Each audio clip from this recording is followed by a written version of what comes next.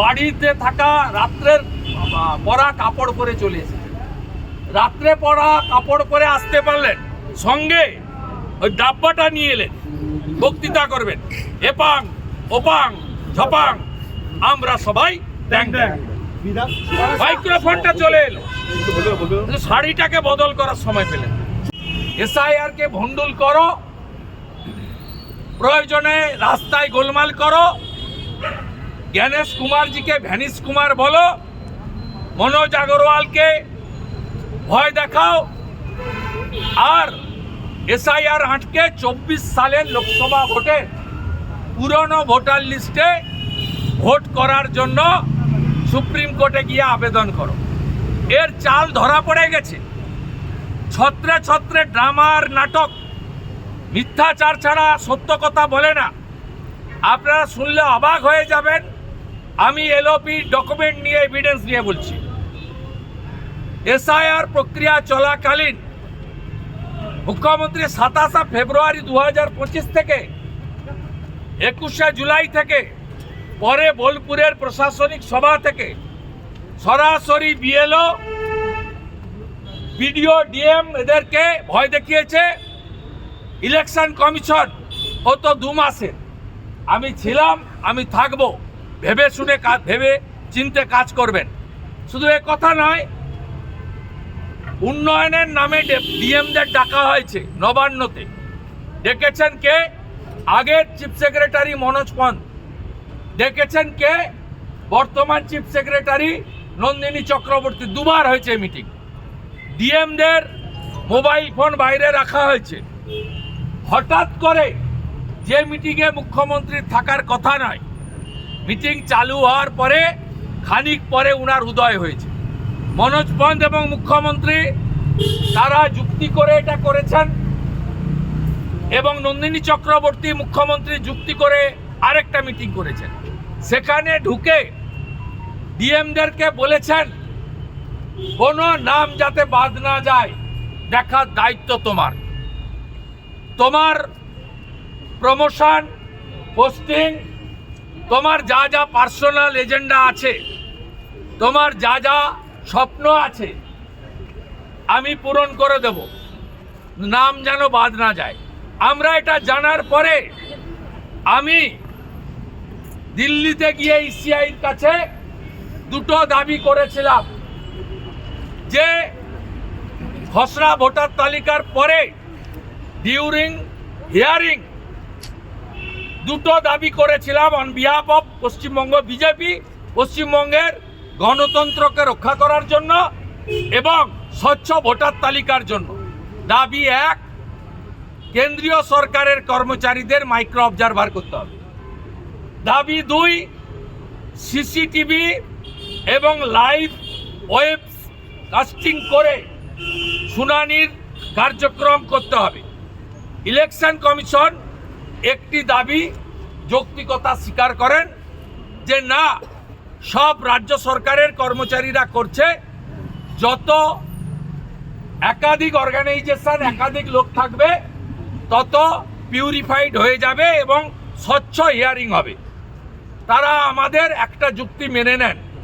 তারা 4000 কেন্দ্রীয় সরকার এবং কেন্দ্রীয় সরকারের অধিকৃত সংস্থা, কোল ইন্ডিয়ার মতো, এনজিসির মতো, এলআইসির মতো, সেখান থেকে 4000 মাইক্রো অবজারভার তারা নেন এবং মাইক্রো অবজারভাররা হিয়ারিংয়ে তারা কার্যত চৌকিদার বা নজরদারির ভূমিকা গ্রহণ করেন।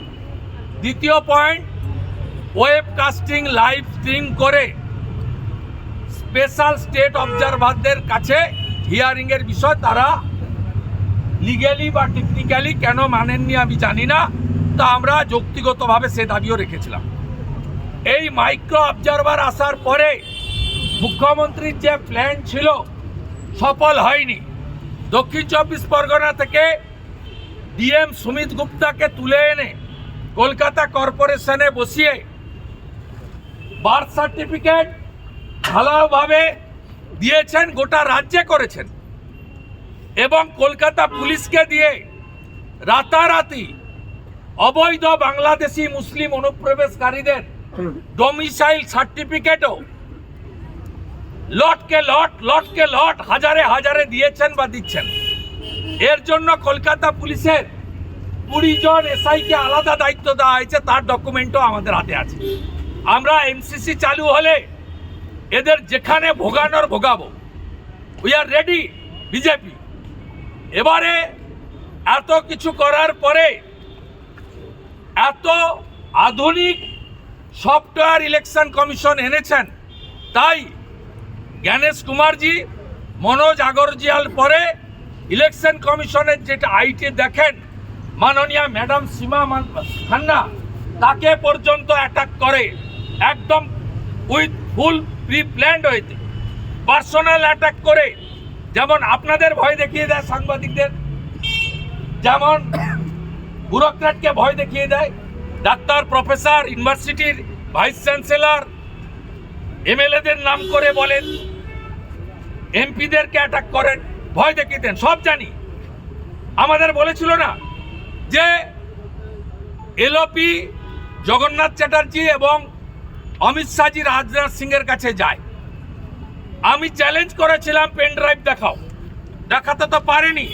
আলিপুরের কোর্টে ডিফেমেশন হয়েছে, ওখানে আপনার সঙ্গে আমাদের দেখা হবে। তাই উনি সীমা খান্নাকে পর্যন্ত অ্যাটাক করেন।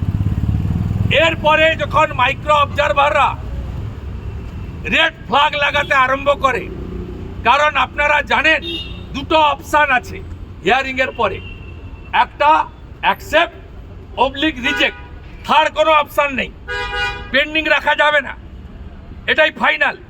এটার করতে পারেন অথরিটিকে ইআরওরা। ইআরও হচ্ছে sole authority as per the public representation act, সংসদে অনুমোদিত রুল। এখানে অ্যাকসেপ্ট অবলিক রিজেক্ট আছে, ইআরওরা হচ্ছেন ফাইনাল অথরিটি। কিন্তু এমওরা, মাইক্রো অবজারভাররা, তারা চেক করার দায়িত্ব নেন যখন doubtful birth certificate, doubtful school certificate, নোটারির এফিডেভিট, ডোমিসাইল সার্টিফিকেট, বাংলাদেশি মুসলমান অনুপ্রবেশকারী রোহিঙ্গাদের এখানকার ভোটার করার জন্য মরিয়া প্রয়াস নেয়, তখন মাইক্রো অবজারভাররা ডাউটফুল বলে রেড ফ্ল্যাগ লাগিয়ে দেয়। বয়কট মানে কি এসআর করতে দেবে না? পরিকল্পিত নাটক, ড্রামা।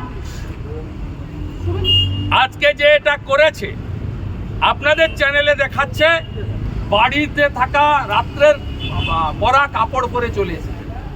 রাত্রে পরা কাপড় পরে আসতে পারলেন, সঙ্গে ওই ডাব্বাটা নিয়ে এলেন, বক্তৃতা করবেন, এপাং ওপাং ঝপাং আমরা সবাই ড্যাং ড্যাং, মাইক্রোফোনটা চলে এলো, শাড়িটাকে বদল করার সময় পেলেন। এসব ড্রামাবাজি, ফুল নাটক বাংলার মানুষ দেখছে, জানে। উনি একটাও সত্য কথা বলেন না, এবং উনি চাইছেন, উনার বিরুদ্ধে বিপুল সংখ্যক বেকারের অভিযোগ আছে, উনার বিরুদ্ধে কলকারখানা শ্রমিকদের অভিযোগ আছে, উনার বিরুদ্ধে শিক্ষক, মাস্টার, প্রফেসর, পুলিশ, স্বাস্থ্যকর্মী সকলের অভিযোগ আছে, পশ্চিমবাংলার সনাতনী জনগণ, আদিবাসীদের অভিযোগ আছে। উনি চাইছেন যে কোনোভাবে 21-এর মতো ভালো পায়ে একটা ব্যান্ডেজ লাগিয়ে হুইল চেয়ার চিহ্নে ভোট দিন। আমাদের ভিডিও ভালো লাগলে লাইক এবং শেয়ার করুন। কমেন্ট সেকশনে গিয়ে জানান আপনাদের মতামত। আরও ভিডিও পেতে আমাদের চ্যানেল সাবস্ক্রাইব করুন এবং প্রতি মুহূর্তে খবরের আপডেট পেতে প্রেস করুন বেল আইকন।